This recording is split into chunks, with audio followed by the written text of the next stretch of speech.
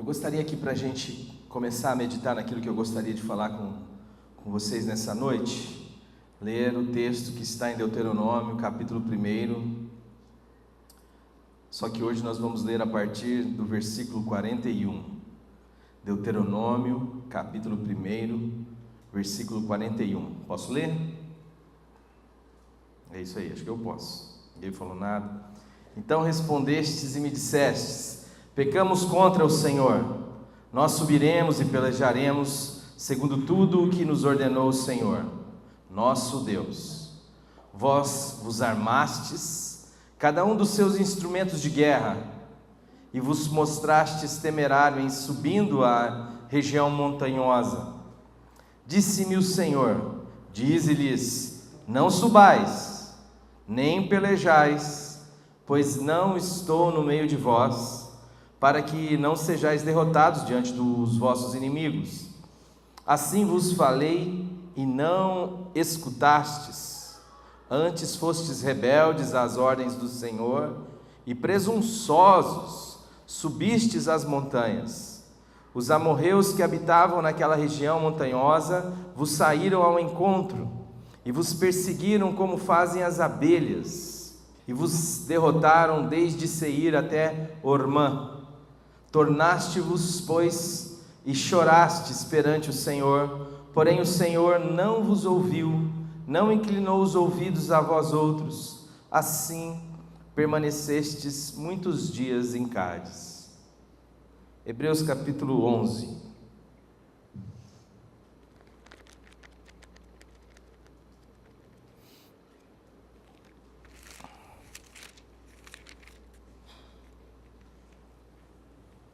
É um texto bastante conhecido.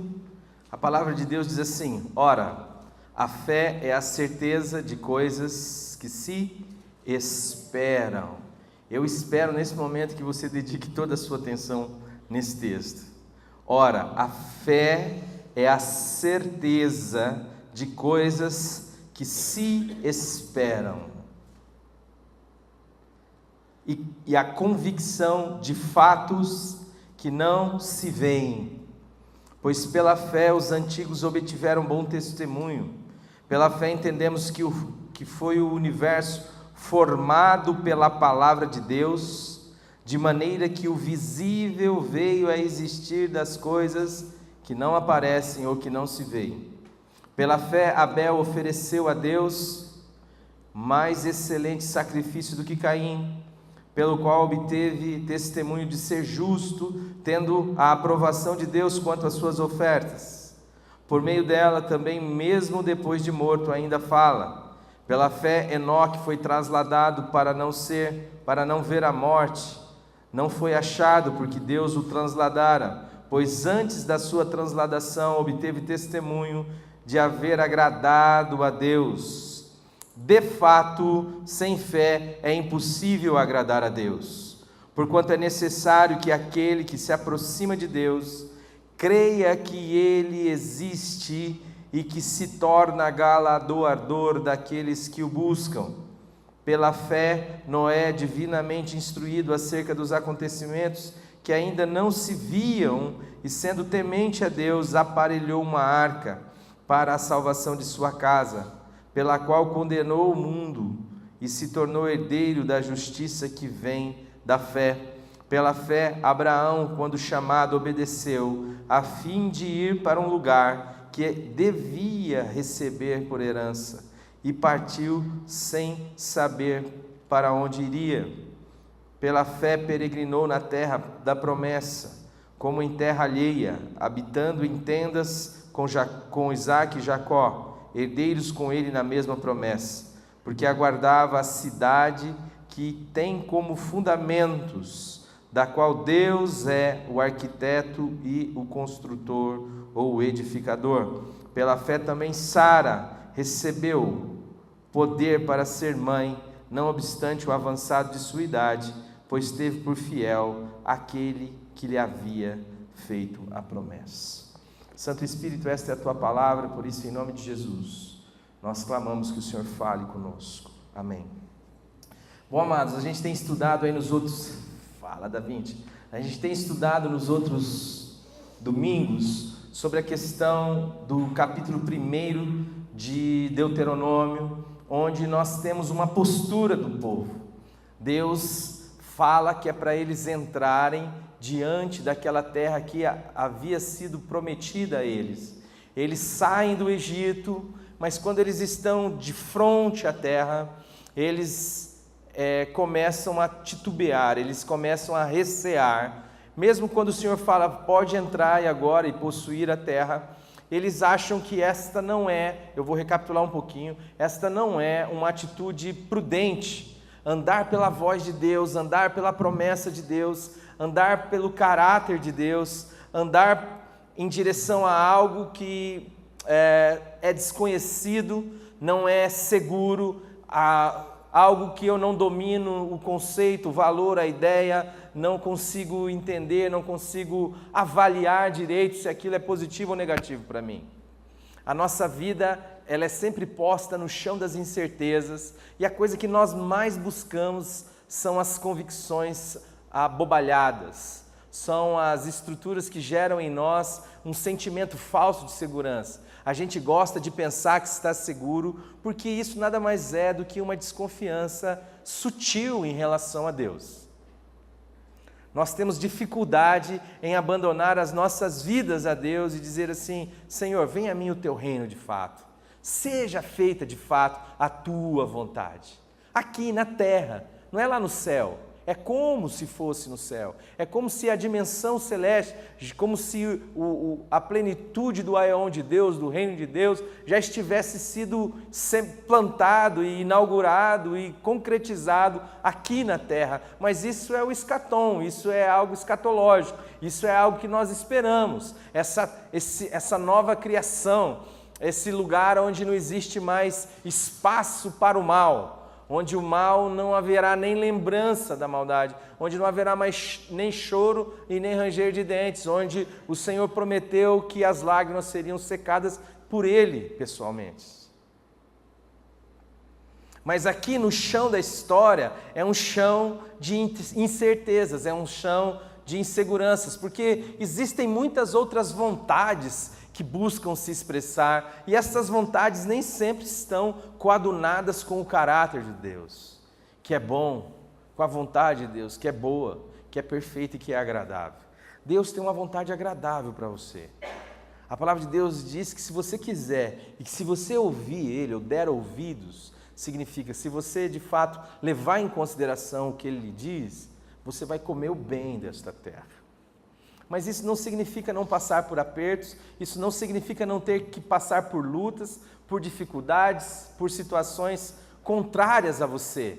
Isso significa que Deus estará com você em meio a estas pelejas, em meio a estas dificuldades. E é isto que acontece, porque o que eles fazem então é o seguinte: vamos avaliar melhor a proposta de Deus e vamos enviar então alguns espias, e nós já falamos sobre isso. Eles enviam 12 caboclos para lá. E dos 12 caboclos, 10 voltam com um relatório ruim. Fala, realmente a terra é boa, é bacana, para carregar um cacho de uvas são 2 homens numa haste, só que tem um problema, existem lá, as cidades são fortificadas. As cidades, as muralhas das cidades, elas se elevam até os céus.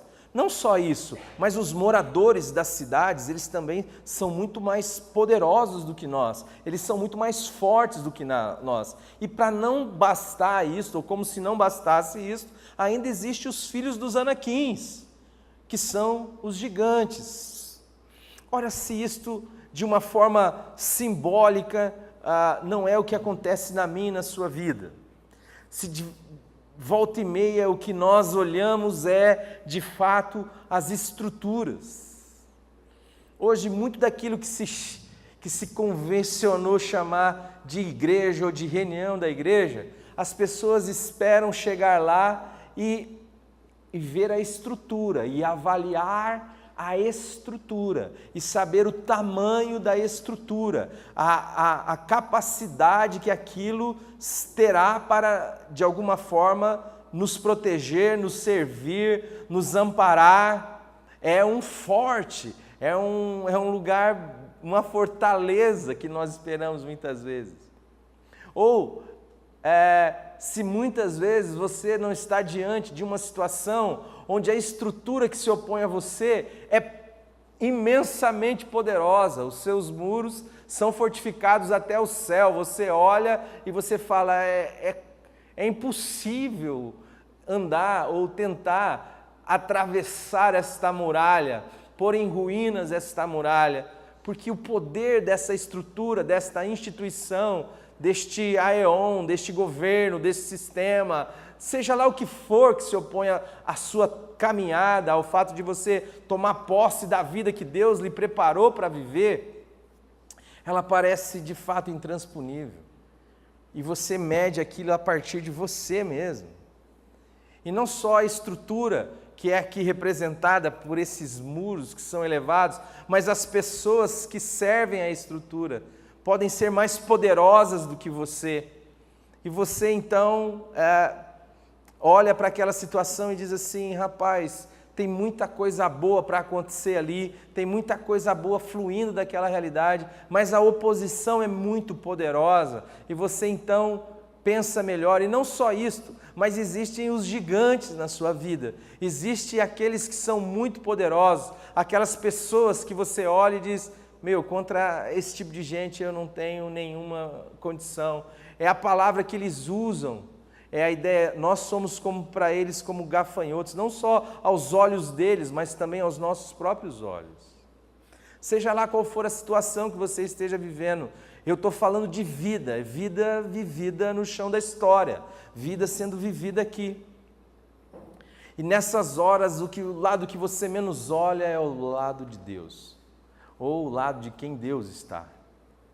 Você tem, e o inimigo da minha e da sua alma tem a ideia de fazer com que você foque nas estruturas, nas pessoas e nos gigantes.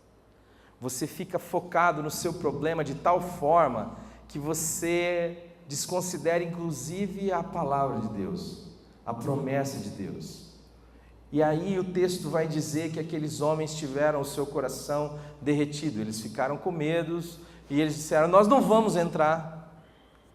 E aí Deus diz o seguinte, rapaziada, eu estou mesmo chateado, eu já demonstrei para vocês que eu sou por vocês e com vocês. Eu gostaria de fazer uma pergunta retórica, significa que você não precisa me responder, mas você pode avaliar dentro do seu coração. Você já viu Deus agir na sua direção? Você diria que a sua vida, em alguns momentos, você percebeu a ação de Deus? Ou você não consegue reconhecer isso? Será que o simples fato de você estar aqui hoje, gozando do status que você tem hoje, seja ele qual for, não significa um arrodear da graça de Deus, um proteger da graça de Deus?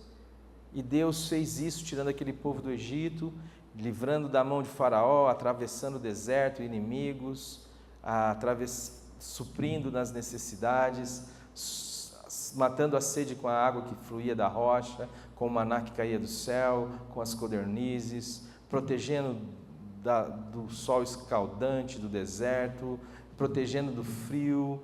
Deus foi o tempo inteiro cuidando daquele povo, mas muitas vezes nós vamos nos tornando tão insensíveis e a estrutura do mundo, os valores do mundo, a maneira de se entender do mundo acachapou tanto a nossa alma que a gente só consegue pensar naquilo que sejam os pepinos, os alhos, as cebolas lá do Egito, a comida do Egito, o que o mundo pode nos dar. Mas existe então uma fala de Deus que diz, quer saber de uma coisa, vocês não vão entrar, quem vai entrar é o pessoalzinho que vocês achavam que não iriam entrar, quem vai entrar é Caleb, quem vai entrar é Josué, e quem vai entrar são as crianças que vocês diziam que não sabiam definir entre o bem e o mal. E aí, quando Deus fala isto, entra o texto que nós lemos, a galera então resolve mudar a postura. Eles falam assim, não, o Senhor está bravo com a gente, nós vamos então, nós vamos entrar lá. E Moisés está contando como vocês se aparelharam com os vossos instrumentos de guerra, e vocês foram para a luta, Mas o Senhor mandou dizer assim: não vai. Não vai. Não vai porque eu não sou com vocês, e não vai porque eles vão pegar vocês de jeito. Esta é a nossa bipolaridade usual, esta é a nossa estrutura desequilibrada. Ora, nós temos medo porque não confiamos no nosso braço, uma vez que fizemos de Deus a nossa imagem e a nossa semelhança. Se o relatório dos espias fosse: pessoal, lá só tem anãozinho naquela terra, eles iam olhar para os braços deles e para a estatura deles e diriam: então vamos entrar e vamos comê-los como pães. Mas quando eles se depararam com uma estrutura mais poderosa do que eles, do que o poder que eles tinham, do que o poder que eles viam neles mesmos, eles então desqualificaram a palavra de Deus. Isto é o que nós fazemos muitas vezes, nós transformamos Deus à nossa imagem, à nossa semelhança. Aquilo que eu posso, Deus pode; aquilo que Deus não pode, eu também não posso. E eu resolvo fazer algumas coisas quando vejo a possibilidade em mim, uma possibilidade humana de realizar, e atribuo isto a Deus, porque no fundo, estou me adorando nesse processo. Quero de fato eu ser reconhecido como Deus. É por isso que o fariseu lá orava de si para si mesmo: ó Deus, graças te dou porque não sou como os demais homens, porque o seu padrão moral ele mesmo sustentava, de tal forma que Deus era ele. A idolatria de mim mesmo, ainda que eu chame de Jesus, ainda que eu chame de Deus, de fato o meu louvor é a mim, quando ajo segundo a minha possibilidade apenas, quando avalio o mundo e vejo aquilo que posso fazer, e então ando em direção das realidades, porque tenho poder para isso. Há outro lado desta bipolaridade, é este medo de, não tendo poder, me frustro, me encolho, me vejo numa situação de inferioridade, então desprezo a palavra de Deus. E o outro lado dessa moeda é a presunção de achar que pode então realizar: não, Deus ficou bravo comigo, então agora eu tenho que fazer o oposto. Mas não percebe a sutileza de que tanto o não fazer depende dele, como o fazer está também nas suas próprias mãos. Tanto o fato de não entrar na terra é fruto da falta de poder que ele percebe em si, quanto o fato de resolver ir para a guerra depende e vem ou advém ou é fruto do vosso medo de Deus e da possibilidade mínima que ele encontra em si. É como você diz assim, quando você diz para o cara: meu, você não vai conseguir, ou o cara se vê e diz assim: eu não vou conseguir, e quando alguém chama ele na chincha e diz assim: meu, quer saber de uma coisa, você não vai conseguir mesmo, você é bundão, desculpa a palavra. E aí ele diz assim: não, você quer ver? Então eu vou. Mas esta proposta é sempre uma proposta em si, esta proposta não contempla Deus, não contempla a fé em Deus. É a religião do posso ou não posso, é a religião onde o homem está no centro. Aquilo que ele pode fazer, Deus pode; aquilo que ele não pode fazer, Deus não pode. Toda ação que ele pode fazer redunda em louvor e glórias a ele mesmo. E aquilo que não dá certo, os caras vão pôr a culpa em você, a quem tem interesse de pôr a culpa. Mas o que Deus está falando, não é esta bipolaridade. A nossa caminhada se dá em conjunto. A nossa relação, a relação de um filho de Deus, ele se dá em conjunto. E ele se dá pela fé. E aí nós entramos então nesse contexto de Hebreus. Ora, a fé é uma certeza, é uma convicção, certezas de coisas que você espera. Eu gostaria de abrir este segundo de tempo para você pensar no seu coração sobre o que você espera. O que você espera de você, o que você espera do seu cônjuge, o que você espera da sua vida, o que você espera da sua carreira, o que você espera do que você está fazendo, com as coisas com as quais você esteja envolvido, o que você espera, o que você gostaria que acontecesse, como você gostaria que a sua vida estivesse, fosse. Essa é a primeira pergunta. A segunda pergunta é: o quanto disso que você espera, que você idealiza, que você sonha, que você almeja, você compartilhou com Deus? O quanto disso você levou para o happy hour com Deus? Ou o quanto disso tem se tornado simplesmente ansiedade no seu peito, angústia, com a dúvida sobre se aquilo é ou não, se aquilo vai ou não, se aquilo vai frutificar ou não. Mas a pergunta é: o quanto você já compartilhou com Deus essa esperança? Esse povo tinha uma esperança, ele tinha uma promessa, e essa promessa gerava neles uma esperança de que eles iam chegar numa terra que manava leite e mel. Só quando eles estão diante da terra, eles se frustram por causa das coisas que eles veem. Mas a fé é a certeza de coisas que você não vê. Eu não vejo um monte de realidades que eu espero na minha vida. Eu não consigo vê-las. Eu não consigo tocá-las, mas eu as antecipo como esperança no meu coração. Elas já são uma realidade dentro de mim.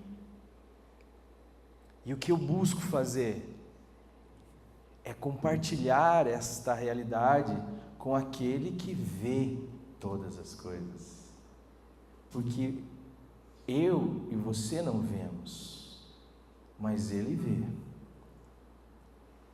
E eu olho para as coisas que eu espero, e eu busco em mim poder, ou uma coerência do poder que habita em mim para que elas se realizem, e a conta não fecha.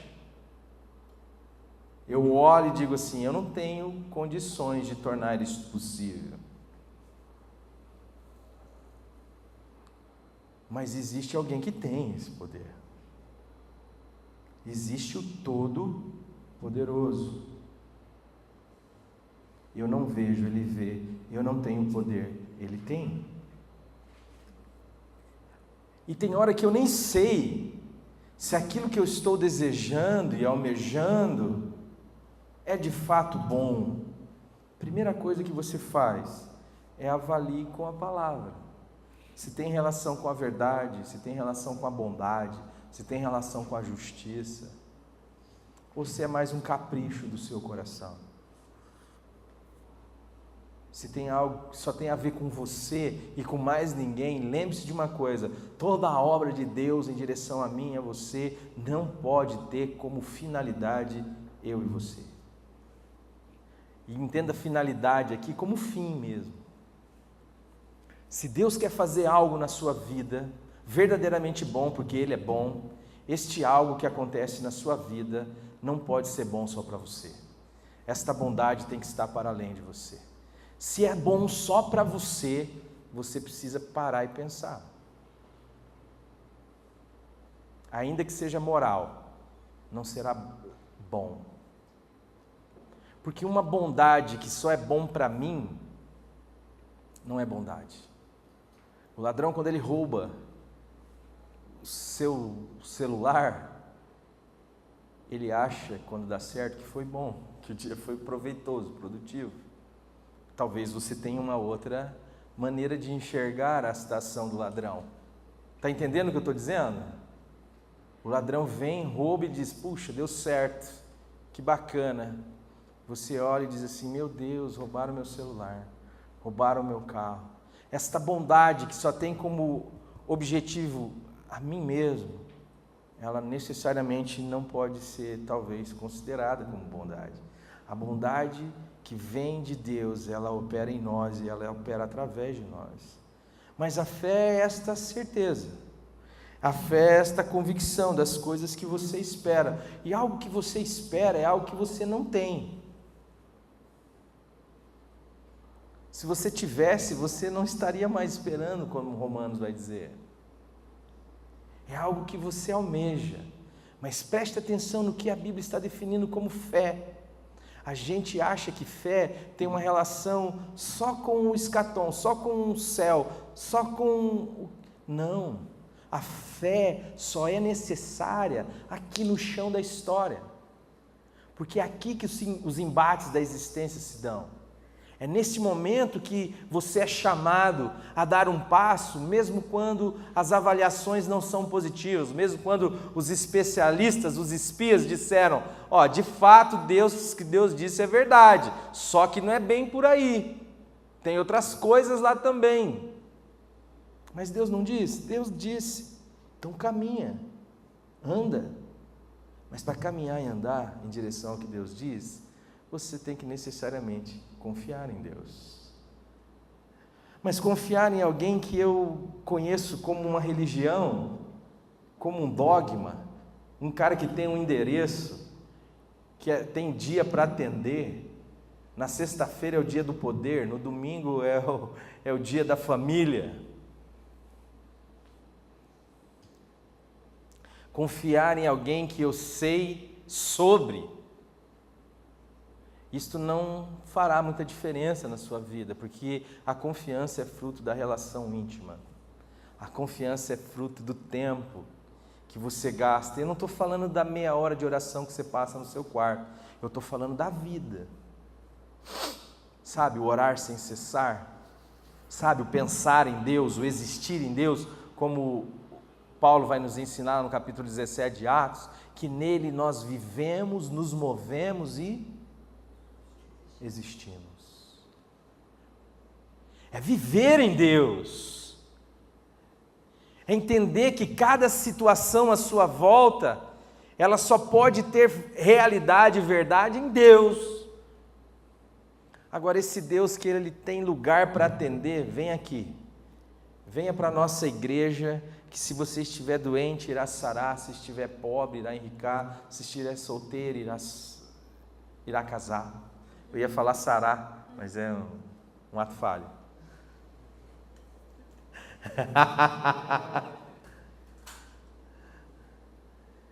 Que Deus é esse? Um Deus dos ritos, um Deus da performance religiosa. Não, eu não consigo descansar em gente assim, em alguém que está o tempo inteiro me medindo para ver se eu vou ser aprovado ou negativado. Um Deus que está o tempo inteiro avaliando o meu cadastro. Você já financiou carro, casa, alguma coisa do tipo? Sabe aquele tempo assim que o cara fica avaliando o seu cadastro para ver se vai dar certo? Você não entrega a sua vida a gente assim. Você entrega a um pai que te ama. A fé é esta certeza de coisas que você espera e a convicção de fatos que você de fato não vê. E aí a palavra de Deus começa dizendo que pela fé os antigos, ele começa então a ministrar sobre exemplos, porque eu e você carecemos de alguns exemplos. E ele diz assim, pela fé entendemos que o mundo, que o universo foi formado da palavra de Deus, por meio das coisas que você não vê. Hoje em dia a gente vai estudando um pouquinho de física quântica, você vai ficando meio doido mesmo, Paulão. Mas você vê que o texto aqui é demais, né, gente? Você sabia que essa mesa aqui não é sólida?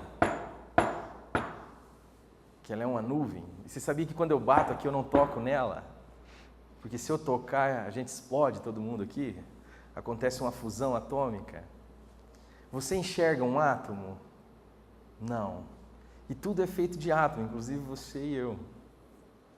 E a palavra de Deus já estava dizendo isso aqui, há muito tempo. Alguém já disse que a ciência é uma montanha bem íngreme e bem alta, em que os cientistas estão subindo. E quando eles chegarem no cume dessa montanha, vai ter um velho sentado lá com um livro preto desse aqui na mão, assim, ó, dizendo assim: eu já sabia. Eu já sabia. E ele está falando assim, ele começa dizendo que pela fé Abel ofereceu a Deus mais excelente sacrifício do que Caim, pelo qual obteve testemunho de ser justo, tendo a aprovação de Deus quanto às suas ofertas. Por meio dela também, mesmo depois de morto, ainda fala. Por que a oferta de Caim, versículo 4, por que a oferta de Abel foi aceita? E por que a oferta de Caim não foi aceita? Vocês lembram a oferta de Caim, qual era? Eu tenho um chiclete que eu estava mascando aqui, eu guardei ele e coloquei no bolso aqui, ó. Se alguém acertar aí, eu dou ele aqui. Por que a oferta de Caim foi aceita e a de Caim foi rejeitada e a de Abel foi aceita? Motivação. Como que era a maneira como o homem se relacionava com Deus? Porque Caim é Gênesis capítulo 4, certo? Caim e Abel. Antes de Gênesis capítulo 4, qual que vem? Vou passar a cola. Isso, capítulo 3. O capítulo 3 é o capítulo da queda, certo? Mas antes de acontecer a queda, como que era que Deus se relacionava com o homem? Isto mesmo, Deus ia para o happy hour, na viração do dia, Deus ia lá e conversar com o homem. Existia uma roupa certa. Já viu? O cara vestiu a roupa de ir na missa, né? Já viu isso, essa expressão? Né? Você tem uma roupa certa para entrar, Adão tinha uma roupa certa para entrar na conversa com Deus? Nem ele, nem a mulher, pelo contrário, não tinha roupa nenhuma, né, irmãos? Ambos andavam nus e não se envergonhavam. E aí ia virando o dia, eles falavam, Zanone, 6 horas, costela. E aí eles iam, e aí, como é que foi? Beleza, vai querer, bacana e tal. Até que um dia, depois da queda, Deus vai para o Zanone, mas o que acontece? Não aparece. Adão, ele passa um WhatsApp, cadê você, Adão? Aí Adão fala, rapaz, eu até estava por aí, rapaz, mas na hora que eu vi o senhor chegando, porque eu estava meio pelado, e eu ouvi a sua voz, tive medo e me escondi. Aí ele diz assim, mas quem que falou para você que você estava pelado? Está pelado ali, está falando. Quem falou para você que você estava pelado, gente? Você comeu do fruto que eu falei para você não comer? Aí ele já começa aquela dificuldade toda, né? Não, a mulher que o senhor me deu. Aí vai falar que a mulher é a cobra. E aí vai ficando não há mais conexão, interesse e tal. Quando acaba esta conexão com Deus, porque o pecado já havia entrado, a primeira coisa que acontece depois disso é um culto. É um sacrifício. Mas quando que Deus pediu um culto? É só você ler na Bíblia, Isaías capítulo 1, ele vai dizer que nunca pedi isso de vocês. Quem requereu isso de vós? O só pisardes nos meus átrios.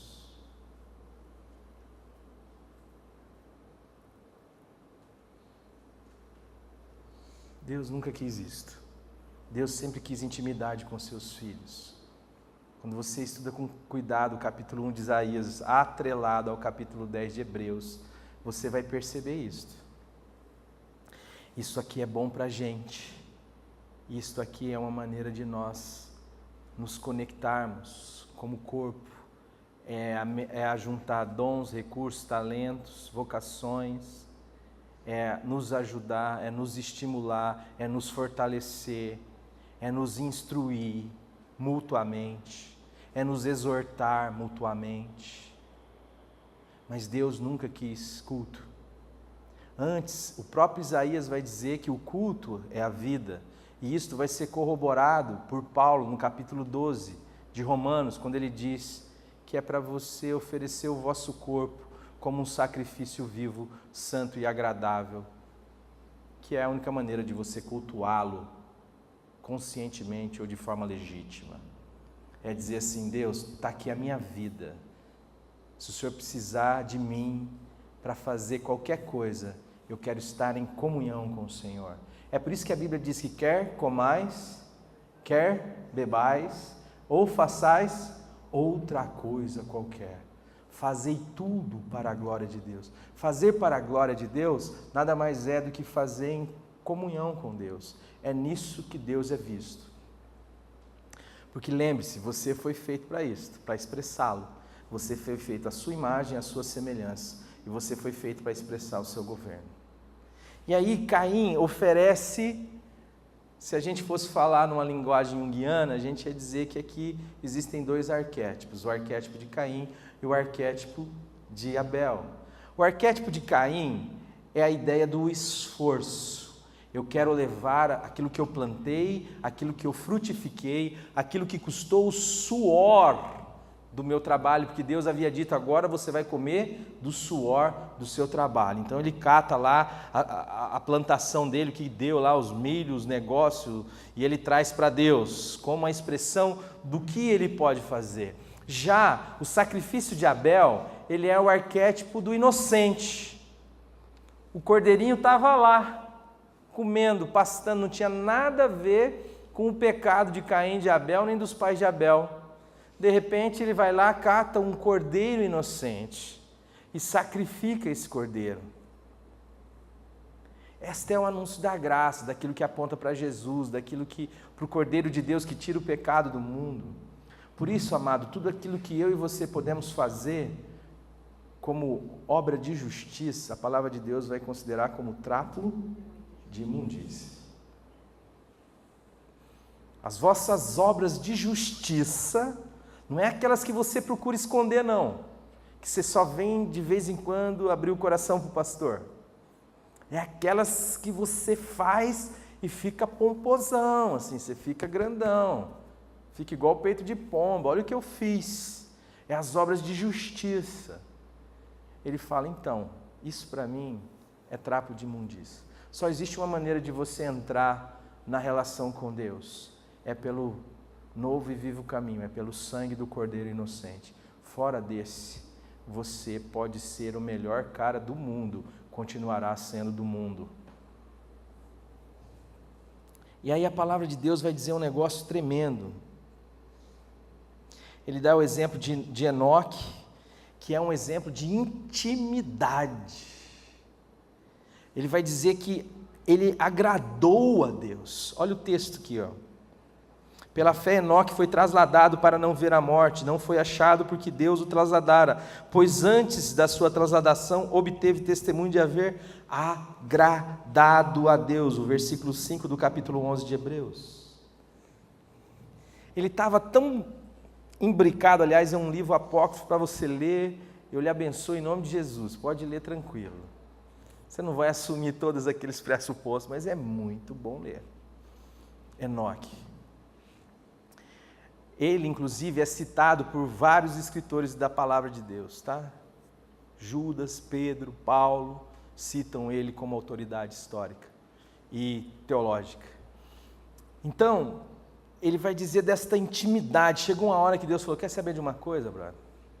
Eu vou catar esse cara. E aí você diz assim: mas como que eu faço para agradar a Deus igual Enoque? Eu já falei sobre aquele agrado que é ontológico, o agrado do ser. Lembra que eu falei do meu filho? A palavra de Deus também diz isso. A palavra de Deus diz que Ele já nos fez agradáveis a si mesmo no amado. O meu filho, ele é agradável a mim. Às vezes até as coisas erradas que ele faz eu acho graça. Verdade. Porque ele é meu filho, é uma condição ontológica, ele é. Então, se você é um filho de Deus, pode ficar tranquilo. Você o é por causa de Jesus e você foi feito agradável a Deus. Você tem essa consciência no seu coração?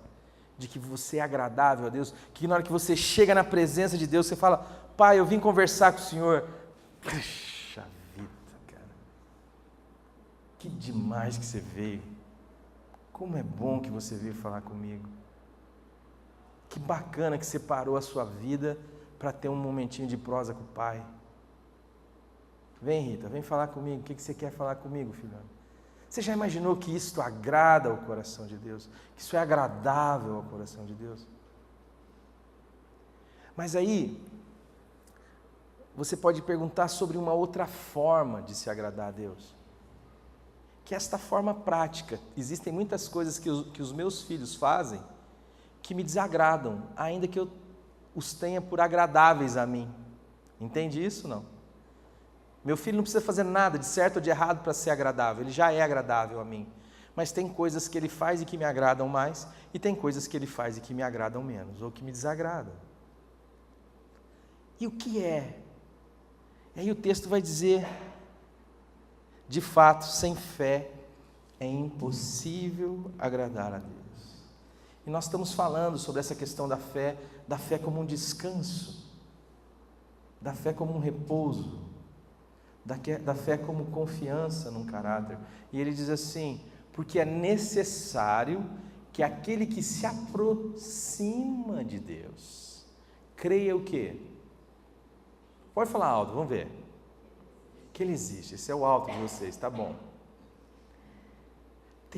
Você já reparou como muitas vezes a nossa timidez, a nossa ansiedade, o nosso medo da vida depõe contra a existência de Deus? Você já reparou isso? Às vezes você poderia dar um passo, mas você fala, não vou não. E a única coisa que está ali tomando o lugar de conselheiro no seu coração é o medo.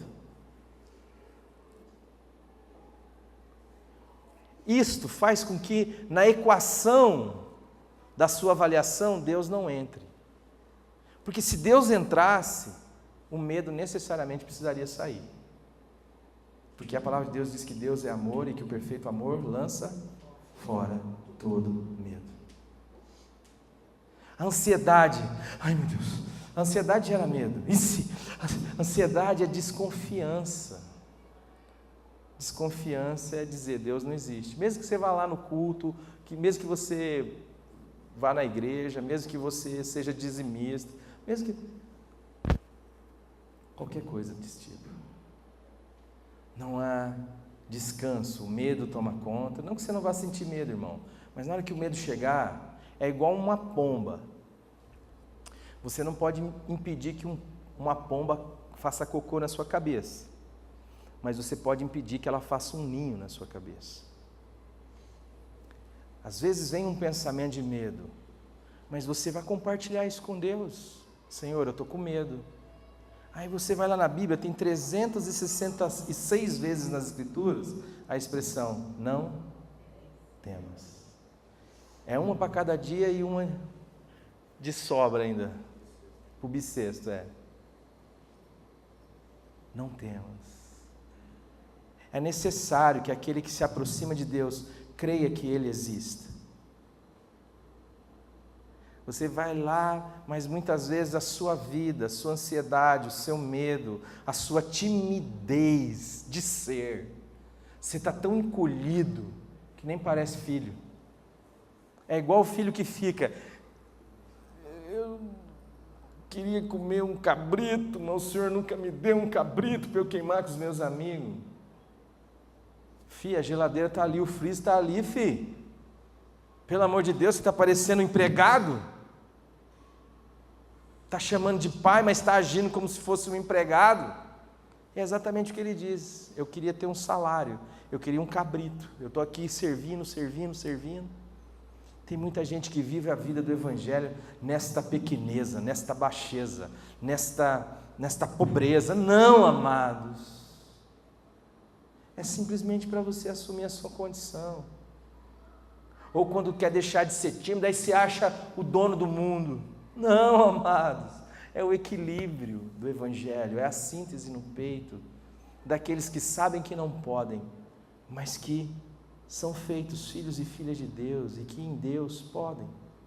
Aquilo que tem relação com Deus, aquilo que é bom, aquilo que é honesto, aquilo que é justo, aquilo que é de boa fama. Saiba de uma coisa, você só precisa de liberdade para o bem. A liberdade não se expressa na maldade. A maldade é a fluidez da sua vida sem Deus. É por isso que a palavra de Deus vai dizer que não há um justo, nenhum, não há quem faça o bem. Você precisa de liberdade para dizer não a si mesmo, para dizer não à maldade, para dizer sim a Deus, sim ao outro, sim ao bem, sim à vida. E ele vai dizer que você precisa ter esta convicção de que Ele existe e que mais do que isso, Ele tem desejo profundo em dar as coisas que você pede. Ele é galardoador. Ele quer te dar galardão, Ele quer te dar presentes. Ele quer participar do que você está fazendo. O que você está fazendo? Qual é a relação do que você está fazendo que vá para além de você, que tenha relação com a bondade, com a verdade, com a justiça? Então Deus quer estar nesse negócio. Eu vou parando por aqui porque meu tempo está acabando. Mas eu gostaria que você pensasse nisso. Que você não assumisse essa estrutura claudicante, nessa estrutura dessa gangorra, onde ora você está com medo, ora você acha que tudo é com você. Não, é para você entender quem você é em Deus. Ele vai dizer sobre Abraão. Abraão sai para uma terra que ele não sabe nem onde é. Ele vai falar da sua mulher que vai gerar vida, mesmo sendo velha e mesmo sendo seu marido já um homem amortecido.